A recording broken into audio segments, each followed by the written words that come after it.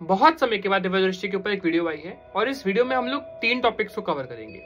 Number 1 topic जो मैंने लिख के रखा है ताकि मैं भटकूं ना टॉपिक से, दृष्टि की लेयर्स के ऊपर मैं पूरी दृष्टि के एक लेयर को एक्सप्लेन करने वाला हूं, क्योंकि दिव्य दृष्टि जब खोलने के लिए आप प्रैक्टिस करते हो तो आपकी लेयर्स क्लीन होने चाहिए। 5 परतें होती है आपके दिव्य दृष्टि के आगे, आपके छठे आज्ञा चक्र के आगे, जो आपको देखने नहीं देती है। उसको कैसे क्लियर करते हैं और हर लेयर का क्या एक्सपीरियंस है और आप किस लेयर पर आप कैसे पता लगा सकते हैं। दूसरा सवाल, क्या कुंडलिनी एक बार जागृत हो गई तो वो फिक्स हो जाती है या वो गिरती है? इस पर तीसरी चीज, ताकि आप पता लगा सके कि इन टॉपिक्स को आप जानना चाहते हैं नहीं, आपको देखना है नहीं।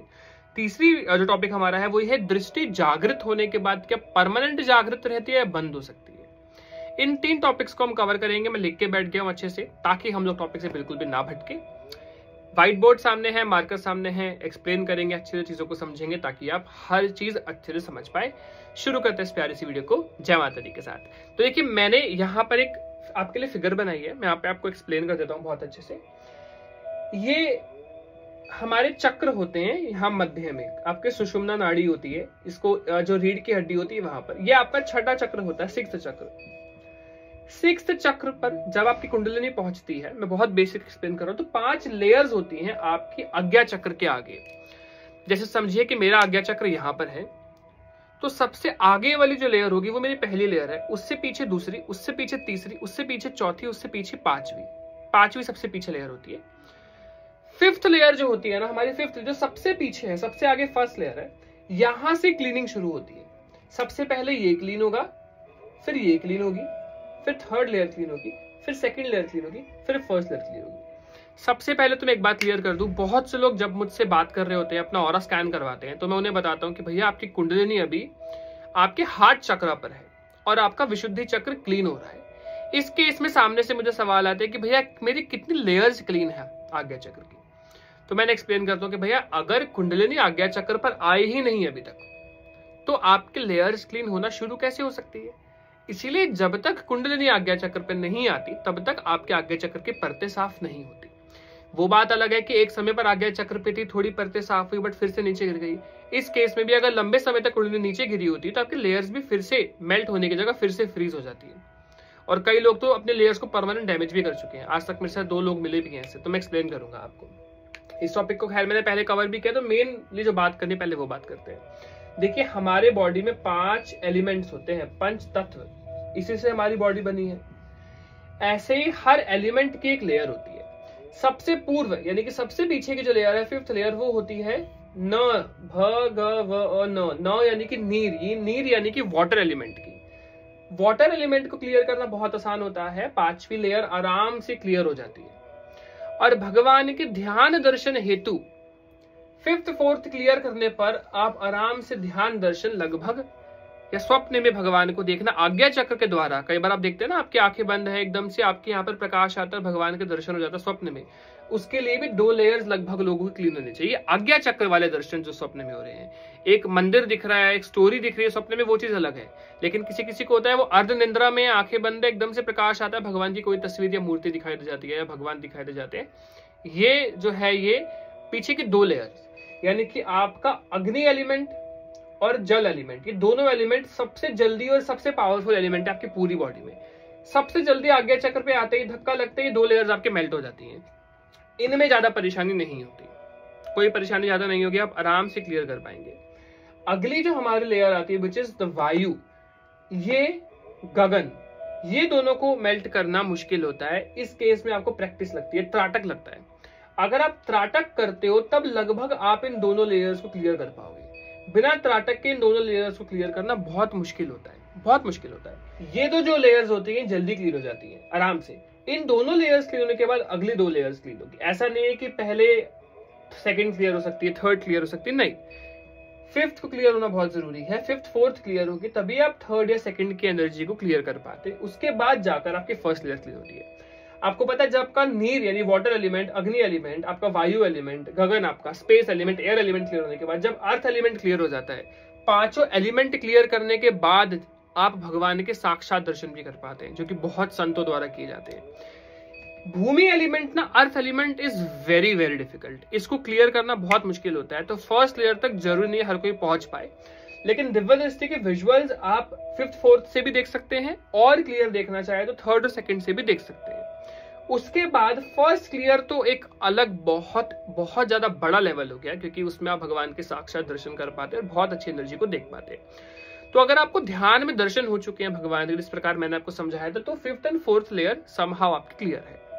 इसके पश्चात अगर आप 3rd या 2nd यानी कि अगर आप ध्यान में बैठने के बाद बहुत से लोग एनर्जी को महसूस कर पाते हैं, बहुत से लोग अलग अलग विजुअल्स देख पाते हैं, एस्ट्रल ट्रेवल कर पाते हैं, तो आप समझिए कि लगभग आप 3rd 2nd लेयर भी ऑलमोस्ट आपकी थोड़ी बहुत एनर्जी आपकी साफ है। हालांकि एस्ट्रल ट्रेवल करना 5th 4th में भी हो जाता है।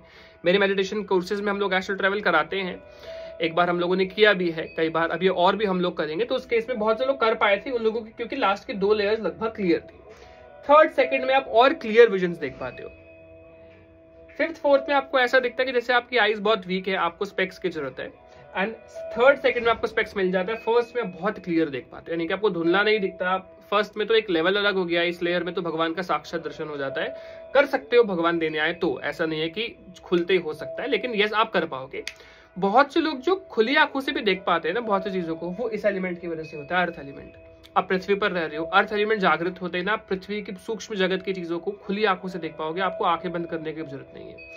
इसके बाद जाके आप ब्रह्मा नाड़ी में घुस जाते हैं, और ब्रह्मा नाड़ी में एंटर करते ही आपकी ब्रह्मा नाड़ी में घुसते, ब्रह्मा नाड़ी की कृपा से, उसकी एनर्जी से जो प्रवाहित वहां पर होती है ना, आपकी ज्ञान दृष्टि खुल जाती है। ब्रह्मांड की सबसे ताकतवर ज्ञान दृष्टि, जो कि आपको बहुत सूक्ष्म ज्ञान प्रदान करती है।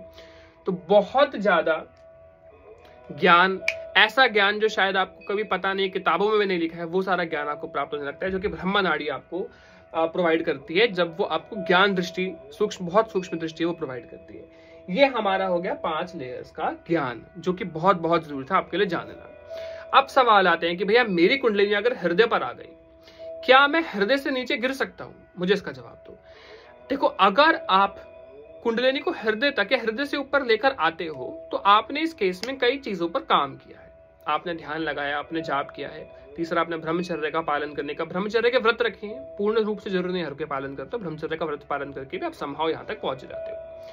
अब क्या मेरी कुंडलिनी गिर सकती है? भैया हृदय पर अगर आप हो तो गिर सकती है, अगर आप बहुत ज्यादा फ्रीक्वेंट ब्रह्मचर्य को तोड़ने लगेंगे। इस केस में अगर बहुत ज्यादा फ्रीक्वेंट आप ब्रह्मचर्य को तोड़ेंगे, किसी को एक्सेसिव अमाउंट में आप ब्रह्मचर्य का खंडन करेंगे, ब्रह्मचर्य का जो है पालन नहीं करेंगे, इस केस में आपकी कुंडलिनी गिर सकती है। दूसरा, मेडिटेशन की प्रैक्टिस को छोड़ देना पूर्ण रूप से, इस केस में भी आपकी एनर्जी गिर सकती है, क्योंकि आपका रूट चक्र मलिन होने लगेगा और एनर्जी ब्लॉक होने लगेगी।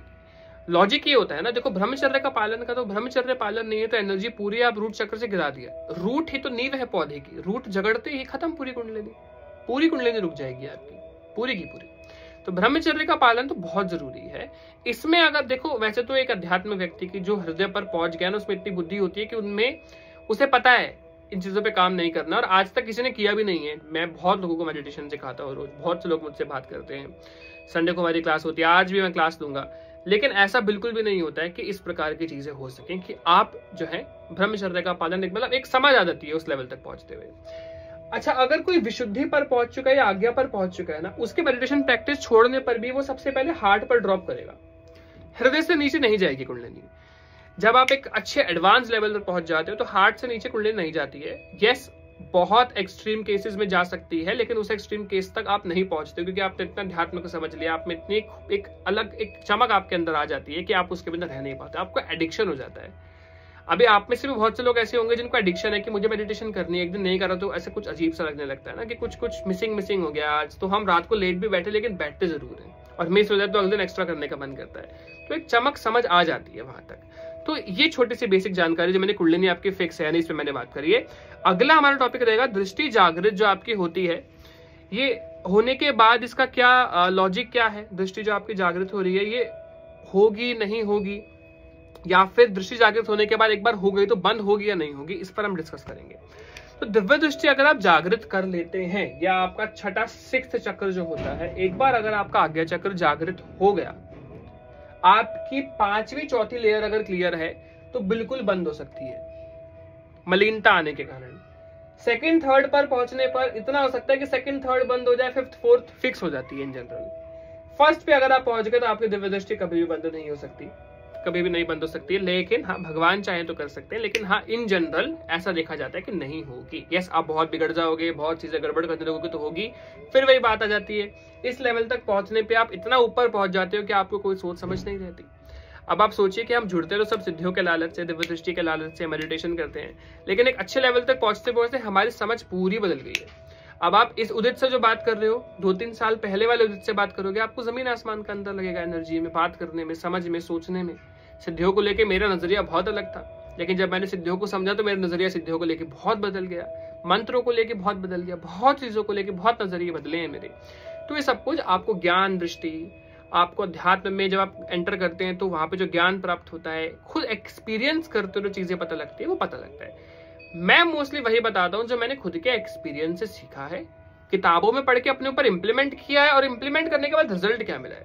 क्योंकि बहुत से लोग मुझे ये भी बोलते हैं कि भैया मुझे इस मंत्र के बारे में बताओ, जिस मंत्र का मैंने जाप ही नहीं किया, इस मंत्र के बारे में मैं आपको ज्यादा से ज्यादा पढ़ा हुआ ज्ञान दे सकूंगा, सुना हुआ ज्ञान दे सकूंगा, अपने एक्सपीरियंस का नहीं। तो यहाँ पर जो भी आपको दिख रहा है सब मेरा एकत्रित करा हुआ मेरे एक्सपीरियंस का ज्ञान है। तो आपको जाप, ध्यान और त्राटक का कॉम्बिनेशन अगर आप अपने लाइफ में अपनाते हैं, त्राटक तब तक नहीं करना होता जब तक कुंडलिनी आपकी विशुद्धि से ऊपर को नहीं उठना शुरू होती। आज्ञा चक्र पे खिंचाव होना शुरू हो गया तो त्राटक करो, अदरवाइज नहीं करना होता है त्राटक। ये कुछ बेसिक जानकारी उन 3 सवालों पर जो मैंने आपको दिया है। होप आपको वीडियो अच्छी लगी होगी। बाकी आप डेफिनेटली मुझसे कनेक्ट कर सकते हैं मेरे दिए गए नंबर पर, जो कि है 9319556338, एंड बात कर सकते हैं मुझसे अपने अध्यात्म के बारे में, अपने ऑरा स्कैनिंग के बारे में, या आप मेडिटेशन क्लासेस भी लेना चाहते हो, जैसे कि आप स्कूल जाते थे बचपन में, अब ऐसे ऑनलाइन स्कूल होता है जिसमें हमारी मेडिटेशन की क्लासेस होती है। आप जुड़ के ध्यान करना, जाप करना, साधनाएं करना सीख सकते हो और आगे बढ़ सकते हो। बाकी मिलेंगे हम नेक्स्ट प्यारी सी वीडियो में, तब तक आप मुझे बताइएगा आपको मेरी वीडियो कैसी लगी। जय माता दी, ऑल द बेस्ट, हर हर महादेव, जय श्री राम।